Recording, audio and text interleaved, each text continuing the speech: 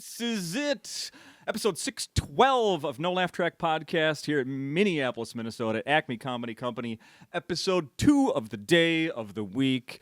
It is Crash and Burn week here at Acme, so I always do 2 podcasts. We did one with Tim Slagle and Ron Hirschberg, and this is David Crowe and Nate Abshire. Fellas, how are you doing? Great. Good. No, expand on that. I want to know everything about you. One syllable answers only. First voice was Nate. Second voice was David Crowe. And I put a little syllable in between ab and shire in my head for the last 10 years. Abishire, I would say. Oh. But I think that's a place in Ireland. It could be. Or, I feel like yeah, that makes Abshire. it sound Arab It is Abishire. Yeah. a little bit. Anyway, good to know. You called it 612, but we're in Minneapolis, so it should be episode 612. come on. Do we? Hey. Is it really 612? The area episode? code. Yeah, I it's know this the- episode and it's the area That's code. fantastic. We're in the 612 doing 612. Hell yeah, brother. All right. Thank you. Nate, you're around all the time. I've talked to you before. We've talked, yeah. No, the last time I think we did this, you said something that went crazy viral online. So if you could try to do that again, that would be fantastic. I don't remember how you upset people, but You don't remember how? It was income inequality, but we can. then we'll save that for another Yeah, time. sure. We'll talk about it soon. David Crowe, what the you have done this podcast before solo. You've done this podcast Crash and Burn Week, but it has been a long time. So before we get into anything about Crash and Burn Week, we need to talk about where you have been, sir. Lewis and I had a falling out. Stop. No. Well, yeah. I don't know where to start, really. Well, the last time I think I looked up well, you did Crash and Burn 2016, I think, but you've been here 2019, I think, was the last time you and I The did a last time I podcast. was here was for the 30th anniversary. Yeah. Oh, which that's was right. 2021, but that was just for 3 days. Yeah. Yeah. So where are Well, you living now? See, what happened was my daughter's mom got a post in England at a hospital, and so she went out there to do that for a year, and then COVID hit, and she was one of these emergency room type people, and so she ended up staying. So I ended up moving to England and staying there too, for a number of reasons. And then the last 2 years, I sort of had a health collapse, and which out of nowhere. Yeah. So my voice is have trouble swallowing and talking, and my heart's not beating properly, and I stop breathing when I sleep. Oh, my. So, yeah, and so I'm just kind of climbing out of that since August for the first time. So this is the first show. I've done a set here and there over the last couple of years, but this is the first proper, serious, real comedy gig that I've for a week at a club that I've done in 2 years. Yeah. Wow. Yeah, so that's When I heard that you were coming back, I was like, no way. That's fantastic. Yeah. A it's a face little and name from the past. It's so great. It's a little unfair, even though most stand-up. I've been doing it for 35 years, so even though most stand-up comics, you don't have to be working to be thinking of ideas, Yeah. right? So my little comedy notebook on my phone just kept growing and growing and growing and growing the last year, and so I have Crash and Burn is perfect because I have a lot of premises that have never been tried. Okay. So it's been nice to be back and throw stuff out in front of the general public. Well, Nate, how long have you been prepping? How long have you known you're doing this? How long have you been prepping? Well, first of all, Mr. Crowe didn't tell us that he had a health problem, so this is the first I'm hearing of it. Oh, my. And really? I feel like a real jerk for challenging him to all of those foot races. Yeah. He thought I was letting him win because, Oh, I was going to say, who won? Wait a minute. I knew I was doing it for a while. The show, Yeah. not the foot race thing. That was a spur of the moment. But I knew I was doing it for a while.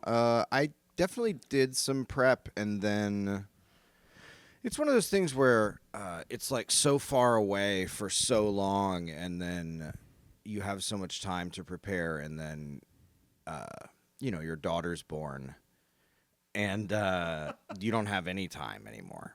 So that's been, I mean, I really have like 4 bits that I'm trying to work out that I keep not being able to get to all of them in one set. So that, I mean, I feel underprepared, but I also keep running out of time every show. So How does that work? I don't know. I just, you know how I am on stage. I just start talking about something and then time's up. I have to say, I also, I mean, I was here the first night, I was not here the second night, but when you were like, am I just wasting time, filling time right now? Maybe. I don't know. Because you're rearranging things on stage. Is this part of the act? You'll never know. But here's my 20 minutes. It's fantastic.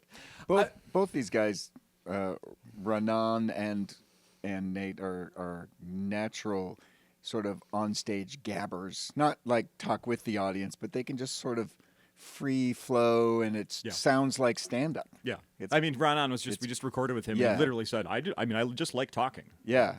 And when it comes out, it's almost sounds like finished stand-up anyway. So their problem is they're already close to being done the first time they'd say it. Yeah. And so then the rest is just, can I tweak that? Can I tweak that? But it all sounds good no matter what they're doing. See, I'm jealous because he has punchlines. I just say That's right. things that sound like stand-up. There's a subtle difference. This is the difference. I have scripted everything I say on stage on cards, and I go through the cards, because if I just talk on stage, it's awful. Okay, yeah, let's talk about that part a little more. So I just realized today I bore myself. I was looking at all the essentially just premises, and like a lot of it does get laughs, but like I've written 2 punchlines. Like none of it has a punchline, and so I just kind of like talk about it, and it's fun for a minute, and then I'm like, next thing, I didn't do the most critical part so I know of a bit. I notice sometimes that a setup will get a laugh that really is not. I feel like is not supposed to. You know, like it's like a setup of like, oh, it's a silly premise, but there's not the joke there yet. Right. But sometimes people will be like, like, is that? Yeah. Well, I mean, you get the laugh from that snap of expectation, so you can get laughs in a setup. I mean, one of the most common ways would be to like do a joke about being an asshole or something like that, and then that you start your next setup is something like, so I'm single. That's like a really classic hack kind of, right? Like I do it all the time, but that's like, so that's, your setup gets a laugh because it snaps that expectation. Yeah. But yeah, I'll do like, the setup gets, but I don't really have like, I haven't finished any of the jokes. And you could almost argue that with stand up, the punchline is probably like maybe the most important part. You think? It might be. What's the most important part is getting there with the fewest amount of words. Well, I'll never be able to. Yeah, exactly. And you are you're like a Walt Whitman kind of poem. You have meandering ways to get there and it's new every night. Right. I got to say, and I pointed this out to Ron on the last podcast about his wife being pregnant. How convenient for you? How convenient to have a new baby at home that is just, I mean, there's been a couple comedians that have made jokes about new babies. That's not. I mean, it's right there for you. So good planning is what I'm saying. Yeah. I also, you don't even have to respond to that. But I love the fact that you were talking about the new baby the other night, and you said something, and you were like, take that back. I've already said that on stage. Oh, yeah. Well, I'd be talking about, because I've talked about some of these topics before, but I'm obviously trying not to say, but I forget what the line was, but it's just like a phrase that was something that I've kind of circled with before. Did you guys ever work together at Acme in the past? No. Never? Never. You never MC'd or way back or featured? Lou has kept us apart. I think. Too much heat. heat. Supposed to be happening now, right? Well, I mean, I think that at any point in the past, because obviously I would have been featuring that, like, it's, you want to put someone that also writes jokes on the show with David Crowe because he's such a great writer. Yeah. I like last night. He just did different jokes that were just as finished Okay. as they were on Tuesday, and so like we're supposed to take notes. So like I have to sit in the room the whole show, which is the first time I've done that in like 5 years. Like actually, I can't remember the last time I watched a whole stand-up show that I was on. From anyone. And I just like I watched the whole set, and I just wrote "fuck you." There's nothing. What am I supposed to? I mean, you could change this word to different. It's just, but it's it's just changed for the sake of change at that point. There's nothing to fix. He's got it all in the fucking cards. My cards. He's taken the test. He's got the by the study way, sheet. I do want to give credit to someone for this. I am doing. This is the Fahim Anwar method. What do you mean by that? You know Fahim? I do. Big fan. Yeah. This is what he does. He writes things on cards, brings them up there, and just sort of he doesn't read the card per se, but it's there, and each card is a new bit. Yeah. And he writes more new material than anybody. And he's from Seattle originally. Oh, that's and right. so I've always been a big fan of his. And I just got, you know what? I'm doing the Fahim method, the Anwar card. I like it. And it's really nice. I like it. Anyway, enough about my little I think index I'll cards. always think of that as the Chuck Bartel. The Chuck Bart. Oh yeah, he would be. Yeah, I could see that working for him. So after 2 nights, how much did you switch up after night 1, Nate? Did you just bring out those exact same? No, it was a little different. I definitely like cut some stuff intentionally, and then tried to find some other things that I thought of. But I'd say it was like probably 60% the same. And the stuff that you dropped was you just hold on to it for another time, or it's dead, or what? Like Some of it's just why drop things and not others? Sometimes you'll like. I'm not a good sit down and write guy. I just try to take notes when I find something that either is funny or has an emotional charge. So like that's a big part of. So, but sometimes I'll write something down and then I'll go back. I'll see it and I'll be like, oh yeah, that's pretty good. And then I'm gonna try that. And then I do it and it's like an observation that's like funny but just doesn't go anywhere. And so I might try it a couple times, and if it doesn't go anywhere, then I'm like, all right, there's nothing there. It's just a thing. Sure. So like I've been trying to focus on the things that like that can be bigger. So like the stuff about like parenting, the new baby. I want to do this thing about like evolving brains, which I haven't been able to get to yet. I keep like saving it towards the end of the set, but then I get the light and I can't. So like that's the kind of stuff that I want to dig into on a week like this. You know what I mean? Yeah. Where like it's amazing that you're not getting to everything. There's been I've done this Crash and Burn podcast, 2 episodes a year for 13 years or something like that. And a lot of times it will be Tim will describe the light going on as the light of, what does he call it? Like, oh, Saving thank God you, the light right. came. yeah, Thank God the light came on, so I light of mercy. the light of mercy, so I can get off stage because holy cow, this 20 minutes was tough to fill. That was not evident at all Tuesday night. Like none of you, all of us could go long. Yeah, we it's kinda amazing. wish we because could. I've seen the exact opposite where people are like, "Fuck, I don't know." I've joked with people that do Crash and Burn. They're like, "Yeah, I mean, I showed up with a page of just like dick jokes, just so like if I ran out of the stuff I was working on, just something I could fill the time with." And there was no indication of any that was somewhat needed whatsoever. We're all somewhat conversational style, and so it's much easier to write conversational stuff. Like I did a story last night, really easy to chew up time with a story. Sure. It doesn't mean it's got great laughs per minute or anything, but you can comfortably chew time. Unlike then there's the Mitch Hedberg one-liner type thing. That's really hard to write. It'd be really tough fill to up do time. that. For 20 minutes, yeah, right? So, so I don't want to. I think it's kind of a style reason. Our all 3 of our styles kind of allow us to do more time, I think. Yeah, and I'm a really good lateral thinker, but it's the only thing I can do.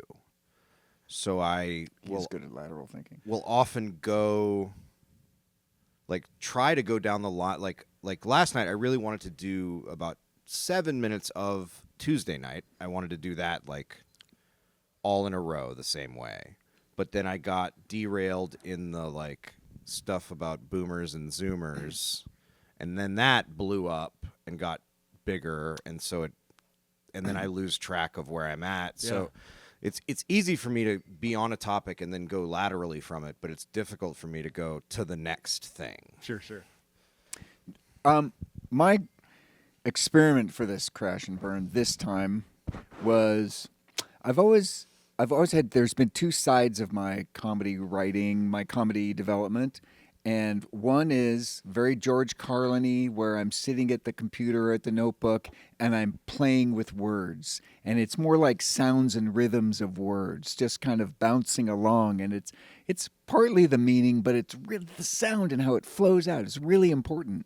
And you can get really wordy doing that, trying to find the right way to say something. And it oftentimes doesn't resemble how you actually speak at all. Yeah.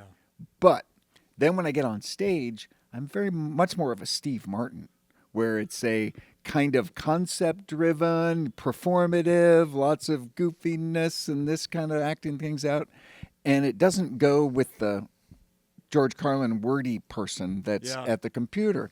So what I wanted to do with this week was spend a lot of time on the writing and write it as I really, really, really want to do it, memorize it, and then do that on stage. Because when you write on stage, you're letting the audience have part of the writing job. They're influencing you. They're telling you just by their energy, their response, how this should go.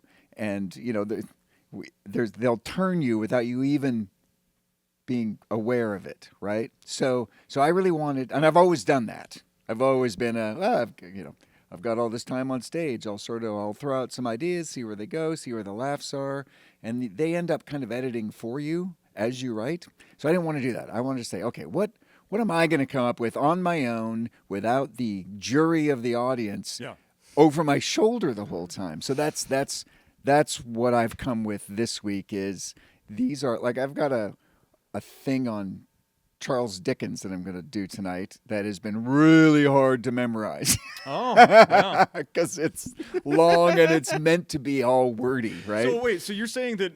And my point is, I would never be able to develop that on stage, you know, with the audience and kind of halfway. It's got to be, everything has to be done, like almost like you're doing a play. Yeah. Yeah. So it didn't get. It's been mentioned on past Crash and Burn episodes. Mm-hmm. Tim did not mention it this year, but you're known as having the amazing. 2016, you did Crash and Burn. Yeah. And you came up with 45 minutes instead of 20 by the end of the week, It was, which is insane. It was 20 minutes of a normal bit set, and then a 20-minute long story from my youth about being guided down into the basement of a teacher's house where he did a photo shoot of me in a really tiny Speedo. And it sort of is the whole thing cascades into, because it was trusting an adult and like, well, I guess, things, he's blah, blah, blah, blah. And at the time I was 18, but still. So that was an actual story where there were clear steps of, where it just kept getting worse and worse and worse. And that was like a 15-minute story. Yeah. And it was, and I had told that story once to friends off stage, like years ago. But I couldn't tell anybody for years and years because I was so humiliated that I would allow myself to get in that situation. Yeah. So that, again, it was kind of like I was only able to come up with 20 minutes of normal bits and then this other long story. But it was a great opportunity to workshop that as well. Do you still have the pictures? No, they were Polaroid and they fade over time. But that was the story that almost knocked my mic over. Jesus, Nate. That turned into the show Boundaries, which was the festival show that I put together. Yes, that's right. That's Right. That's right. So I got to be honest because I didn't know that was the story, but I had heard him heard talking it? about Boundaries. Yeah. The one-man show Boundaries that he did. And I thought it was like about how, kids have bedtime. Nope. Not even close. This is a guy dealing with young children Yep. at home now. I think that the title undersells. I think I want people to come and see it. basement boundaries would have been a Yeah. little more evocative. No, it's obviously perfect, but Yeah. wow. I didn't want to. Wow is right. I didn't want to scare away the ticket buyers. What do you are you booking more comedy after this, David? Maybe I'm just doing this to see if my voice holds out and Oh, if I okay. can do it. Yeah. Yeah. And I guess I want to go back to one more thing. So what you were saying is that on night 3 you're going to be doing new stuff again. That's different than Yes. the previous 2 nights. Yeah. He did some of the same stuff. Come on. No, I'm kidding. No, Tim wants us to by Saturday have like a good 20, not Right. have like, well, I tried out an hour of new things and I still don't really know if any of them are. I still haven't developed any of them. Yeah. So he said at the beginning of the week, he said, do 20 and then take the best 10 of that and do that again the next night and replace the other 10 with maybe news. And so you're keeping the best of as the week goes on. Sure. Yeah. Sure. That's I'm sorry. that's what he recommended. That way, by the end of the week, like I've got an opening 5 that I've now done 7 times, and you're like, this I don't have to look at cards or whatever. I just go out and do it. Yeah. Yeah. I went home that first night. I was here by myself. I went home and told my wife. I was like, "Holy crap! What a good show first night! Wow." How did it? I guess have you said how was the reaction last night for both of you? It was good. Yeah. I think that Tuesday was really hot. The crowd was really hot. I thought so too. And so it was pretty easy. The crowd last night was a lot more honest. Though I do think too, the crowd last night needed to be sort of woken up, grabbed by the nose ring, and jerked around a little bit to kind of get him into. Okay. Oh, I'm at a comedy club, and Tim reading off his notes on the music stand was never going to do that. So it would have been a case, like look in hindsight, for Tim to sort of just hit him with some. Unfortunately he's got to warm up the crowd and do new material. Yeah, So it's a tough spot, but I feel like the crowd would have been fine if, like Renan had gone out there because he's a force and been first. Yeah. And then they were, okay, we're at comedy show. Yeah. And then it kind of, but they just needed a little, like the electrode things to zap them awake. And I think really you needed to take him down into the basement and put him in a Speedo. Let him know who's I mean, boss. we're already in a in a. Sorry, we're I already can't in a get speedo. over. I know. can't get over it. We're already in a basement. We're halfway there.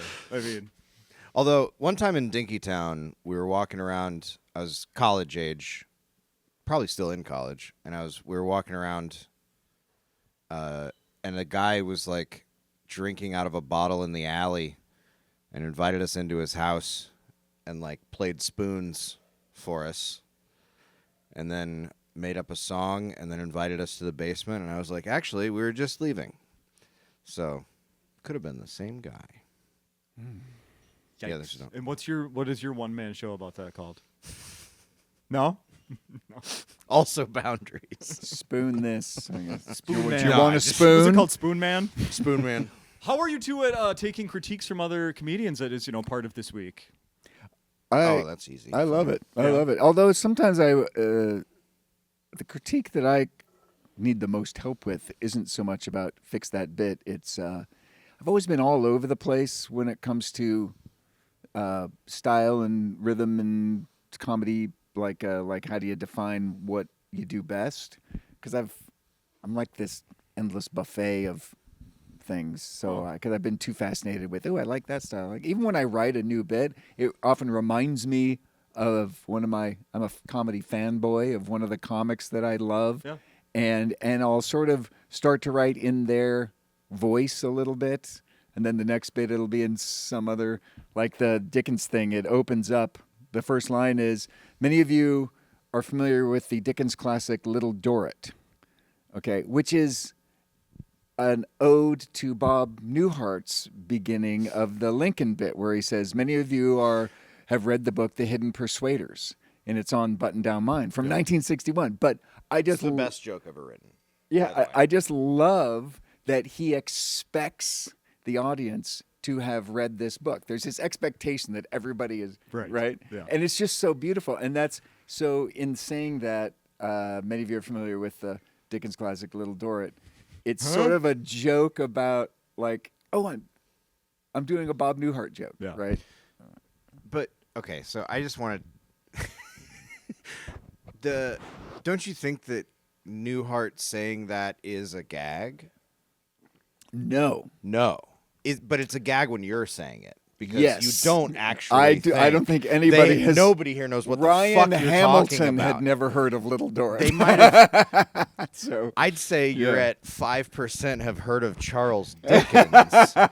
yes, I mean, it is a gag when I'm saying it. Okay. Yes, but I don't think it was. you when don't think he it was said when because I know that I've read a little bit about sort of the dumbing down of comedy and how Newhart really like because that Abe Lincoln bit I genuinely think is the finest ever written, but there's a lot of prerequisite knowledge for that to crush the way it should. Yeah.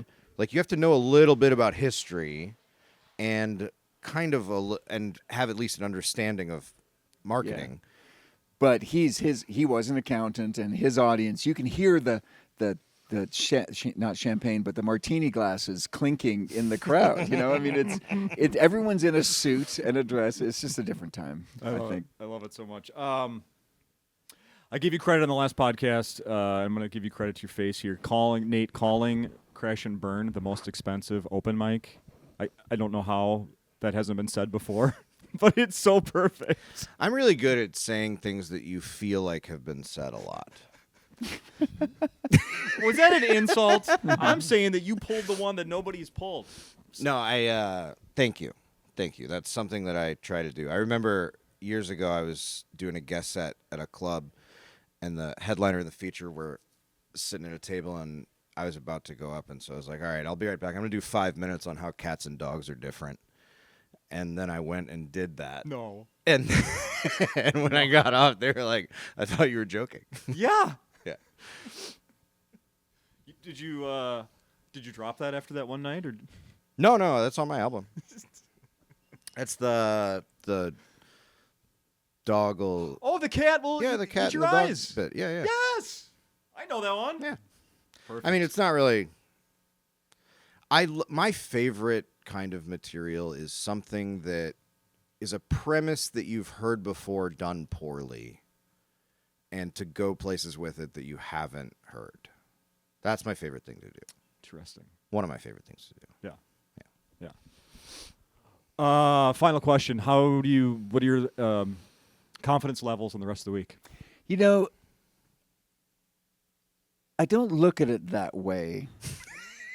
Fuck you. No, I'm kidding. I look at this. He's already accomplished what he needs, is what he's saying. I've already done it. I look at this as Louis Lee. I'm sure people know, right? The listeners know he's the owner of the club, right? Yes. Chinese. Louis Lee has set this all up.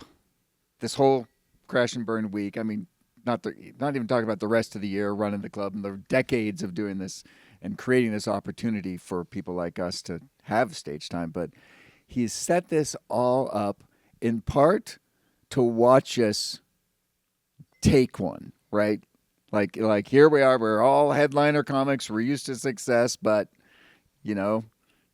this is set up so that we have to put ourselves out there and maybe crash and burn. Mm-hmm. That's why I was saying that. Yeah. So to not put yourself in the situation to just fail, even if it's just for one bit, is not honoring Lewis's intention. So do I feel nervous about failing? Actually, there's a certain that's what Lewis created this whole thing for. And if I don't put myself in that situation, it's sort of an insult to him. So it's different from some producer or corporate buyer saying, well, if you piss off one person, we're going to be angry. That's not, they're not So the stakes you're saying here. if that ever happens again, you're going to be like, oh my God, I thought I was still doing Crash and Burn. I'm just using Crash and Burn. yeah. The crowd gets it, man. So you want things to work, but I'm not. There's no nervousness about consequence for failure this week, except humiliation and Lewis laughing at you really loud for the rest of your life. Well, he doesn't forget. We know. No, that. I know. Yeah. How about you, Nate? I'm just. I want to just work on the bits that I want to work on. I don't know. Like I guess I'm not too worried about it. Sorry, it's time for my meds. The only thing that I'm worried about is just like I want to get to the fucking jokes that I haven't been getting to and trying to like write some fucking punchlines. But I don't know. It's a fun, it's just a fun thing. Like the thing that's great about this week is that it would take even like an open mic. If I tried one of the jokes that I want to work on this week, I would then probably just do old material for the whole rest of the set, Right? to not feel bad about it. Yeah. So kind of the limitation is the freedom from that. Yeah, absolutely. And so that's nice. And then like he said, Lewis delights in other people's suffering. So We always have to keep that in mind. you have right? to realize that that's why this is happening, Final thing is, let's mention that you're going to be back headlining New Year's Eve. New Year's Eve. Co-headlining Yes. with a much less humorous man, Who's that? Brian Miller. Brian Miller. Oh, I thought you were funnier than Brian Miller. I am. Okay. No. We're both equally funny depending on your taste. You did the contest, right? Yep. Was that you? Okay. Thank you, guys. It's the I'm Yeah, funnier than thank Brian you. Miller contest. No, it was funnier than Nate Abshire. Oh. And the result was no. Thank you, guys.